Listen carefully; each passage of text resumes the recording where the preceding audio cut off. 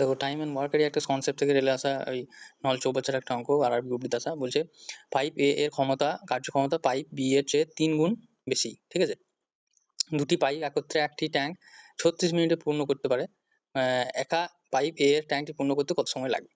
তো এখানে কি দিয়েছে আমাকে, এই যে কথাটা বলেছে এ এর কার্যক্ষমতা বি এর চেয়ে 3 গুণ বেশি, মানে এখানে আমাকে অ্যাকচুয়ালি দিয়েছে এ আর বি এর কি কার্যক্ষমতার মানে এফিসিয়েন্সির রেশিও, মানে এ মানে বি যদি 1 হয় তাহলে কি হবে, বি এর থেকে এ 3 গুণ বেশি হবে, মানে এ হবে 3। এটা কি, তাহলে এদের হচ্ছে কার্যক্ষমতা, তাহলে এরা যখন একসাথে কাজ করবে তখন এদের কার্যক্ষমতা কত হয়ে যাবে টোটাল, 3 আর 1 4 প্লাস হয়ে, ঠিক আছে। তাহলে 4 কার্যক্ষমতাতে ওরা একসঙ্গে কতক্ষণ কাজ করছে, একসঙ্গে যখন কাজ যখন 36 মিনিটে পূর্ণ করে দিয়েছে পাইপটা, তাহলে ইনটু 36, এটা কি হয়ে গেল, এটা আমার বেরিয়ে গেল টোটাল ওয়ার্ক, কারণ 4 ক্ষমতাতে 36 মিনিট করছে। এই টোটাল ওয়ার্কটাই বলছে যদি এ কে করতে হয় তাহলে এর ক্ষমতা কত 3, ঠিক আছে। তাহলে একে তখন 3 দিয়ে ভাগ করে দাও 3 ক্ষমতা দিয়ে, তাহলে তখন কি হয়ে যাবে 3 12 36, তাহলে 4 12 গুণ করলে হয়ে যাবে 48 মিনিট, ঠিক আছে। তাহলে আমাদের অপশন ডি হয়ে গেল এটা কারেক্ট অ্যান্সার। ভিডিওটা ভালো লাগলে অবশ্যই একটা লাইক শেয়ার করবে সবার সাথে, আর আমার চ্যানেলটা একটু সাবস্ক্রাইব করে দেবে।